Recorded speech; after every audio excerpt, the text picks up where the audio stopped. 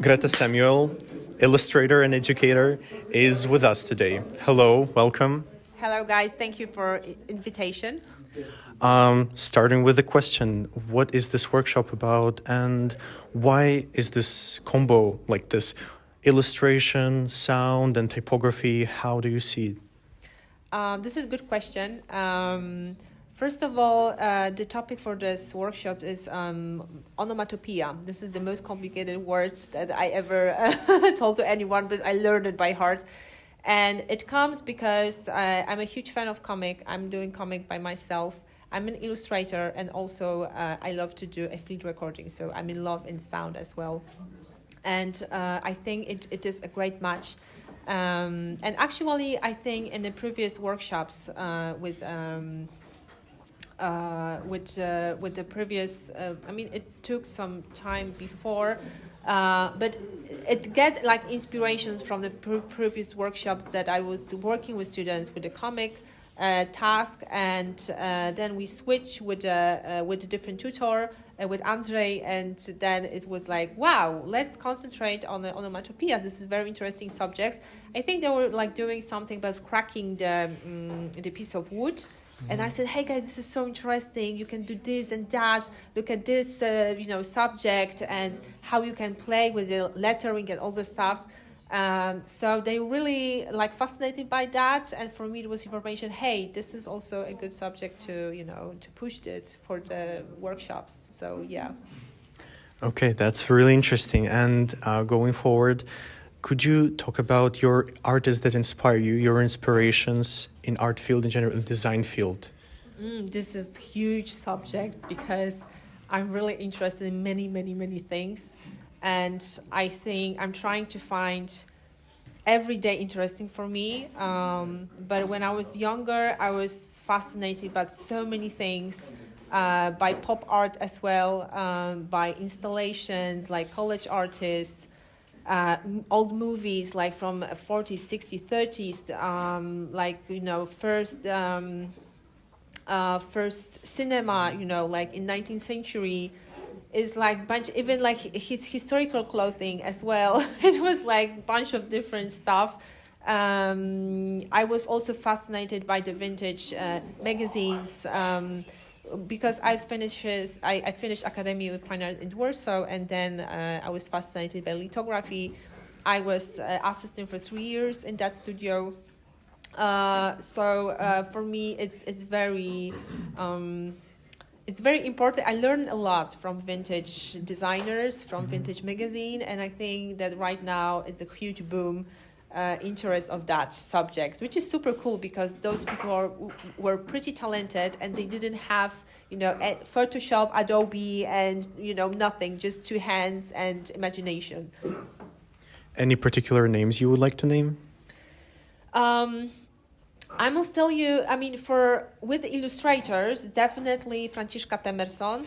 I don't know if you're familiar with her, but she's a great artist. She did amazing job with books for children, but also she was doing great cover books and films. They were a great combo with her husband, Stefan Temerson, and they do a lot of amazing things together. Of course, after the war, they emigrate to London, and they spend the rest of their life there. But yeah, Franciszka Temerson is definitely one of the finest artists for me. And bunch others, Saul Bass, definitely. This is a great man, especially if you're interested in typography.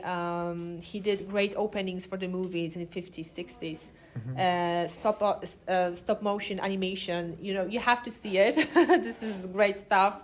Even like a graphic designing, like old logos, like made by Śliwka or anyone. Like it's combining information with art, and it's super interesting. And I think you still can learn a lot from previous times. Thank you very much. And the next question is, what is the significance of teaching and education for you? Because you mentioned that you're an educator, so it's very important to know that too. I'm super fascinated by education, and Because I was self-made artist, if I can say that. I'm from a very small town, so I didn't have opportunity that anyone could teach me something from that subject. So everything I need to do it by my own. And that's why I realized it's super important to put the spirit in the new generations and teach them and put into their heads knowledge that they in a short time they can get a better level of their skills. So we have to do it. I see. Next question is a complex one about art. What do you see in the future for the 2D illustration, especially with the ongoing popularity of AI generators? Future is a little bit unknown. You never know in which direction it will come. But definitely, I think 3D is getting more popular. But it's always going to be a place for 2D artists, for illustrators. So I don't see that in the near future there will be like great collapse or something like that. I think everything is changing, and I think it's good to observe how humanity changes, how we share information, okay? Because right now, for example, the newspaper are pretty gone and everything is online, but still, I have a job, as an illustrator to present my stuff online. Mm-hmm. So it doesn't mean that, my job is like disappearing. I'm doing like, I forgot the word, the main shots for the animations, right? Keyframes, exactly. Mm-hmm. Thank you so much. So still, like, why not? I can do, like a backgrounds, environments. There's plenty of many stuff that I can do, right? And of course, still, I can do my own personal stuff and present it.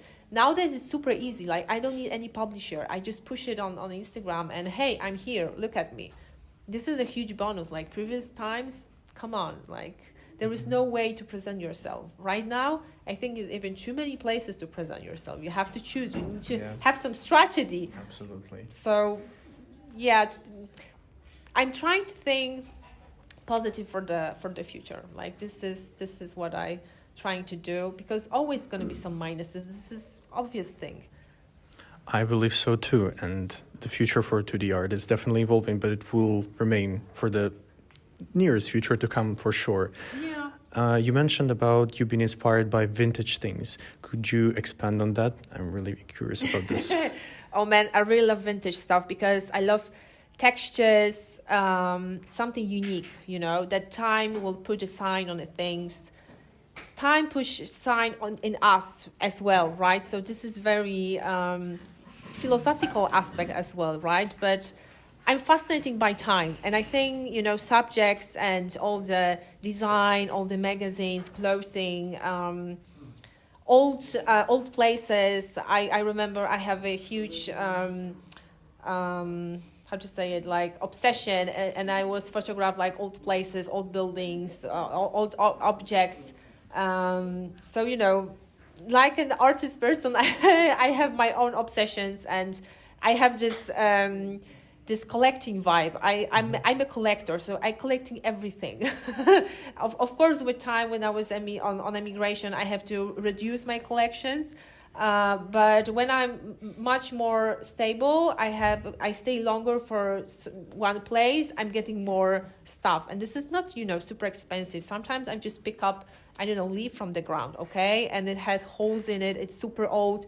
Of course, I need to take care of it, so I need to put it in the tissues, right, and under the books, right, to make it flat.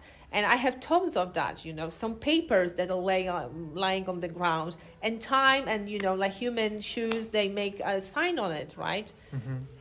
And piece of art that you're gonna do with that is unique. You will never do the same thing. I mean, I'm not saying that with painting gonna do the same, but it's like those collages from in nearly 1920. I really like that that period of art when everyone was playing they just cut out from the magazines and trying to build new new solutions. And last question, any words of advice for students who are struggling to see themselves in the field of illustration and art in the future? No fear, just work. This is it. Less talking, more working. Otherwise, nothing happened, right? Definitely, guys, and don't be afraid. Publish yourself everywhere, and work. And don't worry if you don't have answers, from your emails, from some publishing houses.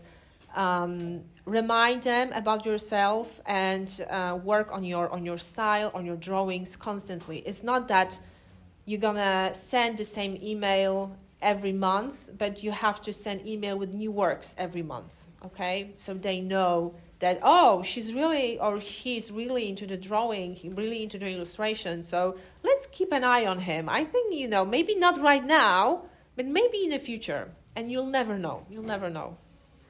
Thank you very much for the short interview. Thanks for doing it with us. Really appreciate it. Okay, thank you so much.